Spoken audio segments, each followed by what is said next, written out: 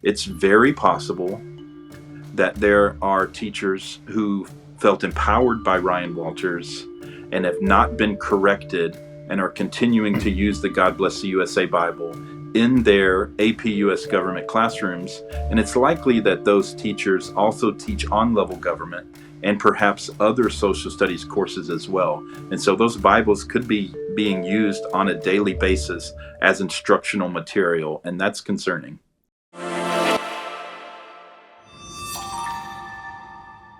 Hello and welcome to Secular Spotlight. I'm Ryan Dudley, State Policy Manager at the Freedom from Religion Foundation. And joining me remotely from Oklahoma is our Regional Governmental Affairs Manager, Mickey Dollens. Hey, Mickey. Hey, Ryan. Great to be with you today.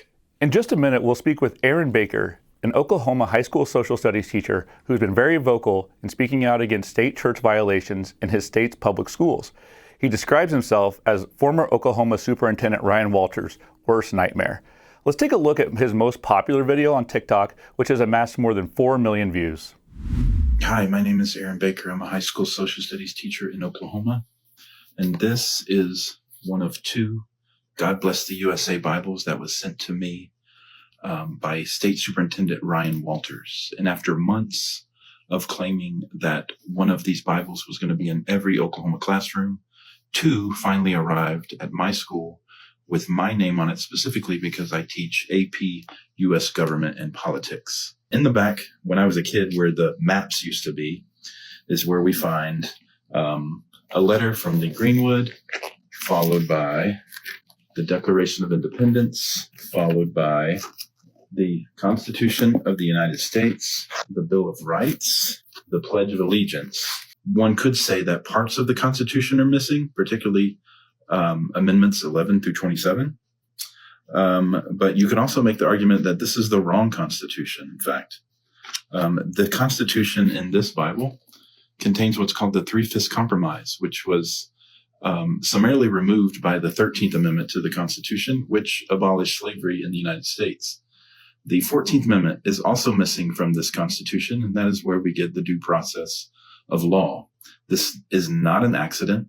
This is an incomplete, at best, Constitution that's in this Bible, and it's a dishonest Constitution, and it's not the Constitution that I teach in my classroom.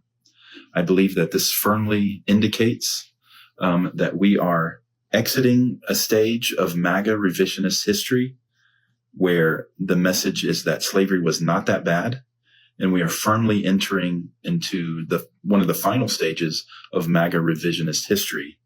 And that is that slavery never existed. And that's what appears to happen in this Constitution, in this Bible. All right. Welcome to Secular Spotlight. Aaron? Thanks for having me, Ryan.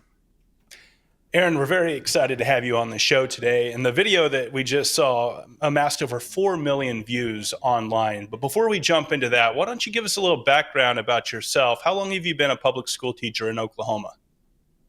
Thanks, Mickey. I have been living in Oklahoma for almost 20 years, and I began teaching about 14 years ago. This is my 14th year. I've been in several districts around the Oklahoma City metro. I've taught virtually every social studies course from 7th to 12th grade. So about 20 years. And has Christian nationalism always been a part of being a public school teacher in Oklahoma, or is this a relatively new issue? I would say that Christianity's always been a part and nationalism has always been a part. But the combination of the two, uniquely framed as Christian nationalism, is about the last 2 to 3 years. Okay, I'm glad you made a distinction between the two, because you actually differentiate between world comparative religions and then what we've seen from a tyrannical state superintendent, former superintendent Ryan Walters. Could you maybe go into a little bit of your background in biblical studies, and how do you present that to students without crossing the boundaries of someone like Ryan Walters? Yeah, that's something interesting that didn't actually come up in that video, and it's something that I haven't actually talked a lot about on social media. The fact that I was a Christian youth minister for 11 years. I attended seminary and received a Master of Arts in Theological Studies years before I even considered becoming a public educator. So every time something happens with the Oklahoma legislature, like teaching the Bible in schools or getting the Bibles into classrooms, what teachers often say is, "Hey, I'm not qualified to teach the Bible." And I have to sort of raise my hand and say, in an ironic sort of way, I actually am, although I highly doubt that I would teach the Bible the way that the Oklahoma legislature, the way that the supermajority Republicans would like me to teach it. And you said it, I very much take an approach of comparative world religions. I've never taught a world religions class, but when it comes up in government, or when it would come up in a history class, it very much, in my mind, is a conversation about comparisons. Aaron, what was the defining moment that made you say you wanted to take what you're become well known for on TikTok? What was that defining moment when you said, I want to get my voice out there on the internet and talk about these issues that are affecting our public school classrooms? What was the breaking moment that you said, I have to speak up on behalf of my students and my state? I like the question, and the story behind that might not be all of the glitz and glamour, because it was kind of a slow burn, to be honest. Former State Superintendent Ryan Walters promised these Bibles for months and months. It was going to be every single Oklahoma classroom, and that quickly became a laughingstock around the state once people started to crunch the numbers and realize what kind of cost that would be. And then finally, I think he received a sum of money through donations, and from what I could tell, just sort of arbitrarily picked AP US government classrooms because it was a manageable size. We have high schools that do not offer this course, and even if a high school does, it's going to be one or two sections with one teacher. So we're talking about 500 to 550 Bibles that were promised in early January of 2025 is when I was really, really expecting it. And January went by, February went by, and they finally arrived in March. And I had already accumulated over 25 world religion titles.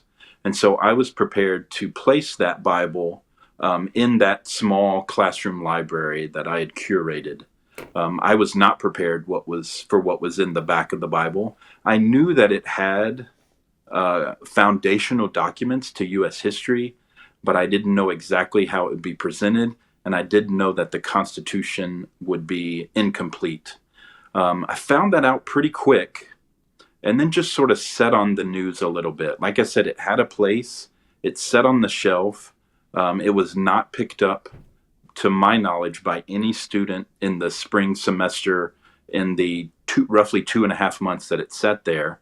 And then when school started this semester, I just had the thought, it's like, I think I'll mention on TikTok that this Bible has the wrong Constitution. And I was concerned about this combination of foundational documents and a sacred religious text. But the video, my concern in the video was particularly about how the Constitution was misrepresented. And that's what I spoke about, and that's particularly what went viral. I want to go back to your discussion about your world religions and how you have kind of emphasized that, the inclusiveness in your classroom, because one of the videos I watched and I found really, really interesting was your world religions library, if you will.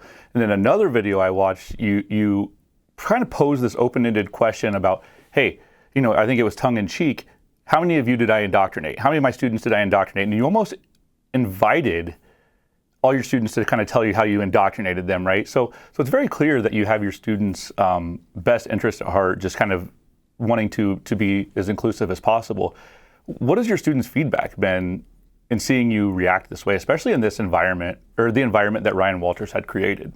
That's a great question, Ryan. The more I teach, the more I realize that my particular style is very unique, even among my social studies peers. Ironically, it's an approach that I had in youth ministry, and it is student first, it's student centered, in terms of being able to form their own opinions and form their own ideas about a variety of political issues. And so I bring that same energy and that same investment into any conversation about religion. So it was very clear to me from the very beginning, that a small library with texts that students typically are not exposed to at school at all. And I've got a wide variety. There are world religions, there are, indigenous traditions, and there's some more obscure, spiritual practices that are on that shelf as well. And so the whole idea of everything that I do in the classroom is about giving students options. And very much when I set out that other video asking if my students, if I had indoctrinated them, I absolutely wanted all the feedback necessary, because I am constantly pushing them to form their opinions, and giving them, hey, this is an option, but also this other thing is an option. And sometimes the second thing is what someone like Ryan Walters would be offended by, perhaps like the Quran, because that is an option in my classroom. That's an option on the shelf for students to pick up and to read. I'm glad that you highlighted the word option, because one of the interesting details about the purchase order for these Bibles is it had to be one very specific Bible. In a very deeply religious state like Oklahoma, we had churches from all over the state step up to say, hey, we'll donate Bibles. We have an online Bible that we'll give to you for free. We'll send paper editions for free. But no, the state superintendent needed one very specific Bible that fit the criteria, and that happened to be the Trump-endorsed Bible. And if you go on the website, there's about 15 different iterations of this Trump-endorsed Bible, even a $1,000 signed copy by President Trump himself. So at the heart of this, we're starting, it's evident now, but many of us in the very beginning saw that there was a grift to all of this. Whether it's Bibles in the classroom or signing agreements or contracts with PragerU, which thankfully have gone away and dissolved since Ryan Walters is gone. What are some other evidence of things that you've heard in the past couple of years where there's a grift in merging state and religion and people wanting to get rich off of that? So what I would like to do is really just piggyback off of what you said, because I had a lot of premeditated thoughts about what to expect from this Bible, just because it was months leading up to actually receiving it and not really knowing what it looked like on the inside. And since I posted the video, a lot of media outlets, they may not want to interview me. They just want to see, they want to see images of the inside, because a lot of people don't want to spend $60 just to take a peek inside. What I was surprised about on this grift was how little effort was placed into putting this Bible together. And from what I've seen on the website with all the different variations, the only difference is going to be the cover. And I don't know exactly what I was expecting. I grew up with commentary. I grew up with what's called study Bibles, which has commentaries in the margins. And I think I was expecting sort of a Christian nationalist study Bible, but that's not what I got at all. It's the King James Version with no edits whatsoever. There's nothing in the margins. There is no commentary. And then 6 or 7 pages in the back of this glossy text, like I said, where there used to be maps. And that's what stood out to me in terms of the grift, because someone savvy on a computer could finish the whole project in my mind in 5 minutes. You put it together, you send it to the printer, $60 in the pockets of whoever, including Donald Trump. So that really stood out to me. It was like, this is cheap. This was super easy to do. And then, fortunately, as far as I understand, our public dollars weren't spent directly on these. But that was certainly the intent of Ryan Walters, was to spend so much more money of public education money on these grift of Bibles. So we've talked a lot about Ryan Walters up to this point. And I kind of want to give a little bit of background for our viewers who maybe don't know who Ryan Walters is. Aaron, in your words, can you give us just like a brief overview of who Ryan Walters is and what his position was? Because I do want to dive into a little bit about your specific interactions with him and your content surrounding him more specifically. I found out about Ryan Walters, I believe it was either 2019 or 2020, because he was teaching in McAlester, Oklahoma. And he was a social studies teacher. I'm a social studies teacher. I believe he taught for 9 years before he was tapped to be used in various ways by our governor, Kevin Stitt, and then eventually appointed as Secretary of Education. And that became an easy segue into his campaign for state superintendent. So within a matter of 2 years or less, he went from the classroom directly to the statewide elected position. He grew up in Oklahoma. I did not grow up in Oklahoma, but we both grew up in evangelical churches. I grew up in a conservative Baptist denomination, and he grew up in Church of Christ. And as far as I know, continues to be a part of that Church of Christ world. So it was fast and furious in terms of his rise to this elected position. He was sort of a firebrand from the very beginning in his involvement as Secretary of Education, and then just sort of rode that wave into his elected position. But a lot of people in Oklahoma were saying, okay, this is what he campaigned on, but now that he's elected, surely he's going to sort of mellow out a little bit. And we didn't see any of that at all. In fact, he sort of ratcheted up the hatred, ratcheted up the hateful language and the targeted policies after his election, and just continued right up until the day he resigned. I think that's a great segue into a video I want to show everybody. And this is actually Ryan Walters announcing the Bible that you had just showed us, but not even just announcing that, but announcing that teachers must teach from the Bible. So if we can show that video now. The Bible is a necessary historical document to teach our kids about the history of this country, to have a complete understanding of Western civilization, to have an understanding of the basis of our legal system, and is frankly, when we're talking about the Bible, one of the most foundational documents used for the Constitution and the birth of our country. So we will be issuing a memo today that every school district will adhere to, which is that every teacher, every classroom in the state will have a Bible in the classroom, and will be teaching from the Bible in the classroom to ensure that this historical understanding is there for every student in the state of Oklahoma. So that's a little bit of an idea about who Ryan Walters is. How's the Ryan Walters reign really affected you on the ground? Ryan Walters was particularly interested at the way I can describe it as a metaphor, just throwing spaghetti at the wall to see what would stick. He would just try day after day to say the most outlandish things, to say, to make decrees which he had no executive power to make at all. And what he was looking for a lot of the time, in my opinion, was pre-compliance or advanced compliance. And he was just hoping that he could say things that he had no power to say, and then teachers would, out of fear, overreact and do what he says, even though there was no authority behind what he was saying. He says, we're going to have every teacher teaching from the Bible. He can't do that. We have standards for every single course. And that is a long process.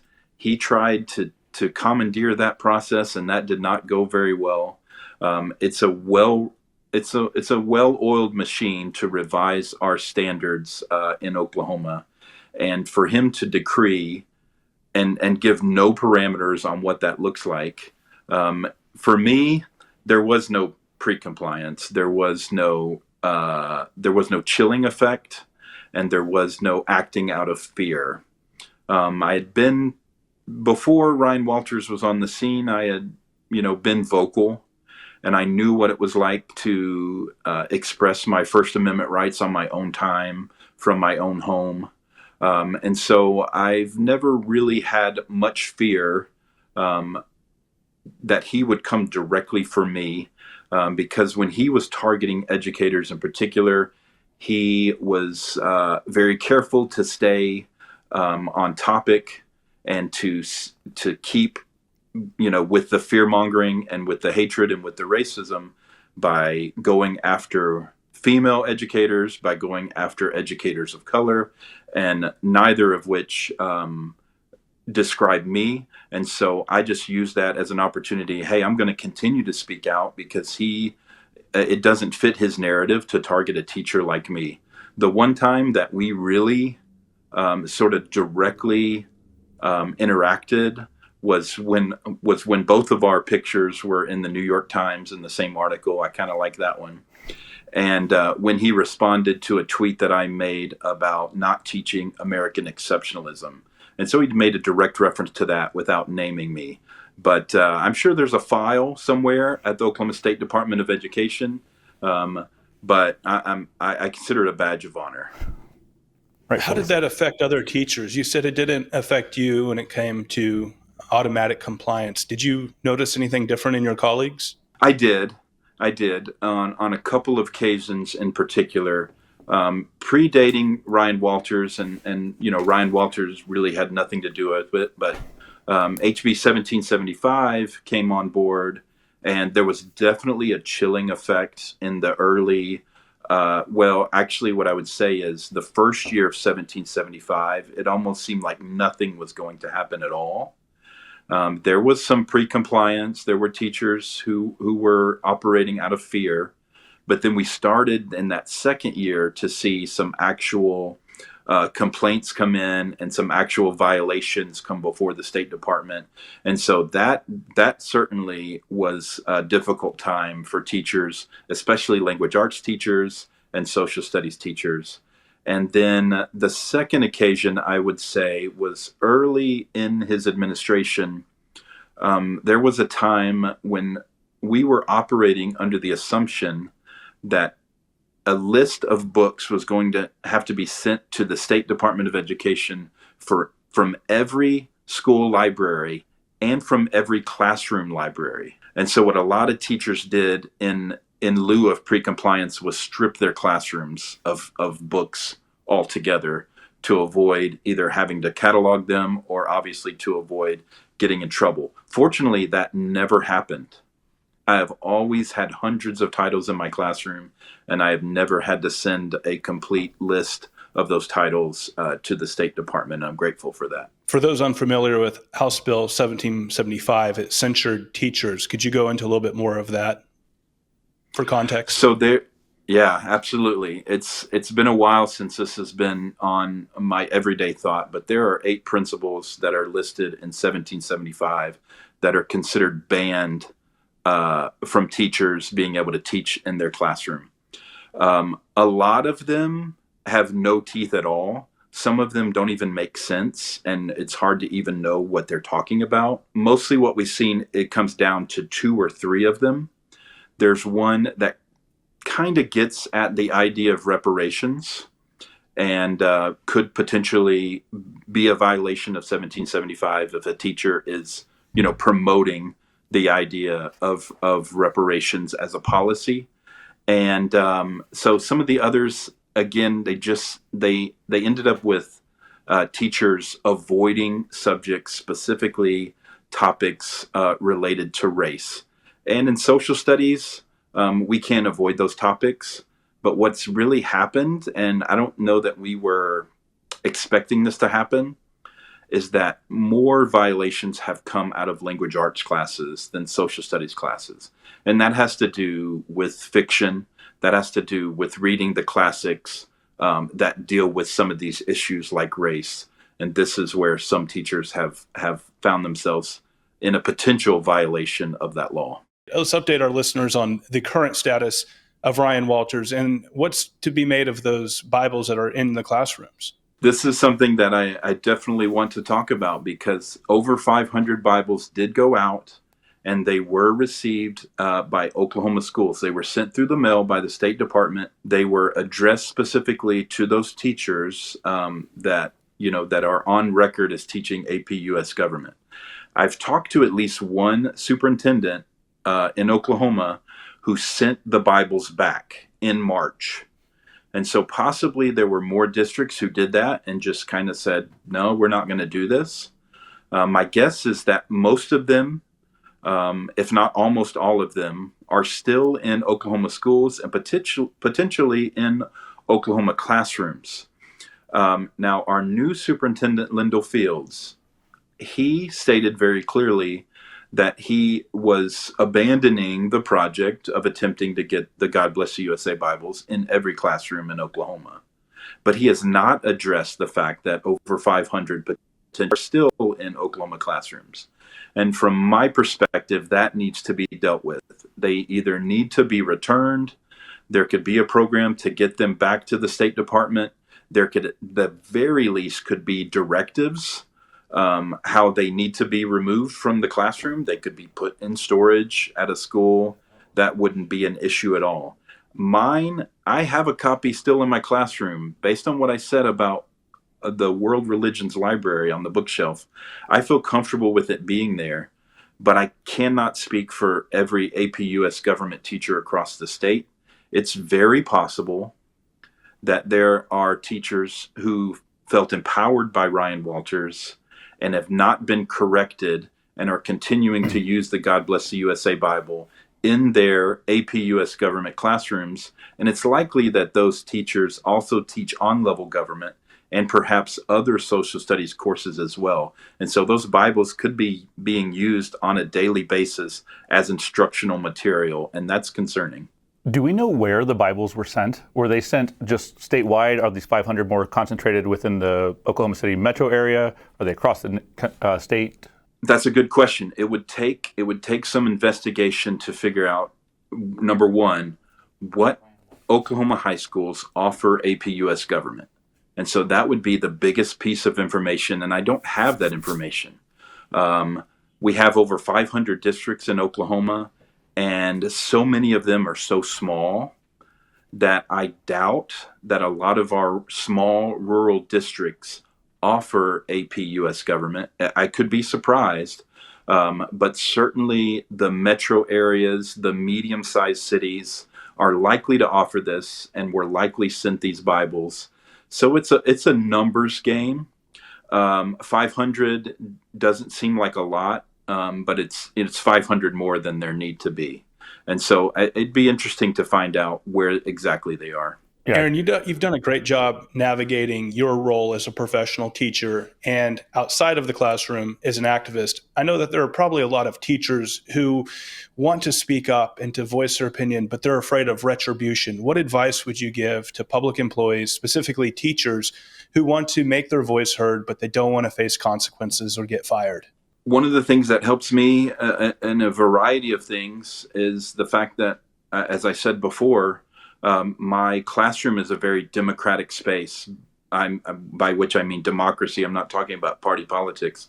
I'm talking about a space where opinions are valued and opinions are sought on a daily basis. And that really helps if by chance my students see me on social media, they know that what they're hearing is my opinion on social media, and that's not something they hear in my classroom. I would never talk brazenly about elected officials like Ryan Walters in my classroom the way I do on TikTok. So my advice is to be very, very diligent about what happens in the classroom and what happens on my own time. I never post during contract hours. I have posted from school in off hours, but I try to avoid that as well. So staying at home on my own time and really speaking about the state issues, because the situation with the State Department of Education and Ryan Walters is they did not hire me and they cannot fire me. They can come after my teaching certificate, but that is a more difficult process even than being terminated from my position. And so my employer is not someone that I talk about on my social media at all. And I found out over the years that is something that really, really keeps me out of hot water. And so those are just two pieces of advice among others. to be able to speak up. But like I said before, I don't really fault my colleagues of color and women who fear retribution because of their identities. I can't fully understand what that experience is like. And so a lot of times I speak not on their behalf, but I speak maybe because they can't the way I can. Luckily, you are now teaching in a post-Ryan Walters world, right? Ryan Walters has stepped down as the superintendent of public instruction in Oklahoma. FFRF has had a long history with Ryan Walters, and I want to get a little bit about your experience now, how it feels teaching in a post-Ryan Walters world, but I kind of want to give our viewers at home a little bit about FFRF's involvement with Ryan Walters. So we've been writing Ryan Walters letters since, looks like February of 2023, when he started his effort to push what he describes as the freedom to worship. And I think in Ryan Walters' mind, freedom is to worship means just straight up pushing Christianity, as we've said. So we sent him a bunch of letters kind of condemning all of his Christian nationalist views. And he actually even went as far to file, in my consideration, a very frivolous lawsuit against us that was dismissed only 2 months later. Luckily, like I said, we are now operating in a post-Ryan Walters world. Can you give me a little bit of insight about how you felt whenever you heard that Ryan Walters was resigning? I actually found out about Ryan Walters' resignation from local media here in Oklahoma. It was just days after I posted the video, so I was busy with media appearances at that time. And a local journalist, we got on a Zoom meeting, and the local journalist said, "Hey, I don't know if you've heard, but, Ryan Walters is going to be on Fox News tonight, and we have it on good authority. We're not reporting it yet, but, we have good authority that he's going to announce his resignation." And so it was really something to be able to kind of hear the news before the news actually hit. And then even after he announced, we all just kind of held our breath until he officially resigned, because it was like, will he or won't he? Because we just never really put nothing past this guy. It's easier to breathe. And the appointed superintendent that's been put into place by the governor, his name is Lyndall Fields. And he has departed with the culture war. He has departed with Ryan Walters' anti-teacher agenda. He has departed from all viewpoints right now. He's departed from the Christian nationalist agenda. Now he's a conservative. He was appointed by a conservative, but for now he has definitely chosen to take a different road, and we're very grateful for that. There's a very small part of me that jokes about losing my muse. Some of what I did with Ryan Walters was, create musical parodies. And so, there's a very small part of me that's like, okay, who do I find to consume my time with now, just being kind of consumed with this one particular elected official. But, the Ryan Walters project was an utter disaster, and it ended in failure. A lot of what Ryan was doing was parroting what he was seeing in the White House with Donald Trump. And for what it's worth, it just did not duplicate very well in that particular position with this particular person, because he did not experience, sort of the cult following that we obviously have with Trump in this country.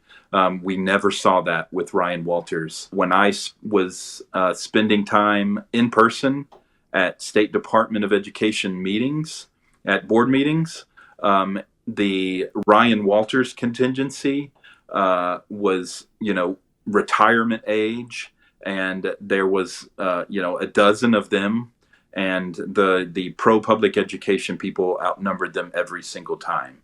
So my hope over the last couple months has been that elected Republicans in Oklahoma will look at the disaster that was Ryan Walters' tenure and decide that the hatred and the Christian nationalism is not the way forward for elected leaders in Oklahoma, but time will tell. We'll just have to see about that.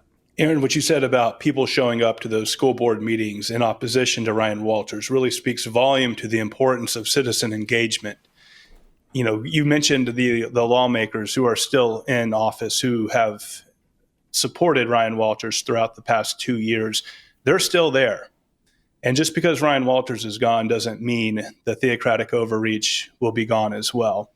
Could you speak to the importance of the people who you met at the education building, the people who, you know, they could target their focus on one person who is creating destruction amongst public education?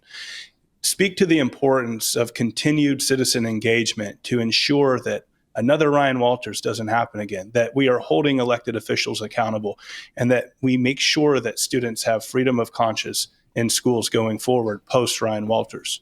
It's been an interesting 2.5 years. There was a coalition. It wasn't a tight coalition. We were often fractured at times because one of the things that was successful from Ryan Walters, like we've talked about before, is, you know, instilling fear in educators at all levels, including at, you know, district administration levels and building administration levels. And so there were often times when building a coalition was very, very difficult because it's during the school year. The board meetings are, you know, more than not, they're during school hours, and so teachers and other educators cannot attend. But there was a grassroots effort to show up to every school board meeting. There was other advocacy efforts. We obviously had litigation, like multiple litigants that were community members, pastors from local churches. The teachers associations were involved. There were parent teachers groups that were contributing to this. And I formed a lot of relationships, a lot of friendships. And while it might not have been, you know, the tight group maybe that we saw in like 2018 with a walkout, it did take all types. It took the direct action of being a part of those board meetings. It took the litigation. It required the backdoor organizing, and even just regular people and even teachers like me just speaking out. Every little thing made a difference. And I do think that those efforts went a long way to leading Ryan to make this decision, essentially to take a job that we all knew wasn't something he was particularly interested in. He was interested in higher elected positions in Oklahoma and nationwide. And so when he announced his resignation and announced this particular job with this Freedom Foundation, we all kind of knew it's like, okay, he kind of saw the writing on the wall and found a way to get out. Well, Aaron, I really appreciate, one, your activism, and two, you being here with us today. Between you and Mickey, I really appreciate you guys making me an honorary Oklahomie today. Feels good, even though I'm far away here in Madison, Wisconsin. So I really appreciate you. And this wraps up this week's edition of Secular Spotlight. Aaron, again, can you let Aaron, can you let our viewers know where they can follow your work? I'm really active on TikTok right now. Just search Aaron Baker, Oklahoma. You should find me pretty easy. That video is still getting daily views. It's creeping up towards 5 million. So you can find me there. You can find me on Instagram. I think it's Baker Left OK.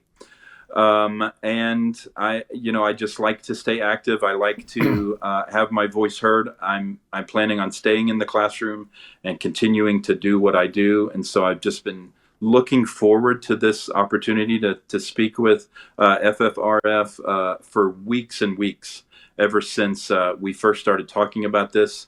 You know, one of the things I was thinking about, Ryan, was I've really been blessed with that classroom library that I have and the work of Freedom from Religion Foundation, because one of the things over the last several weeks that's really become clear to me is that as a classroom teacher, in order to talk about freedom from religion, I actually need to talk about religion.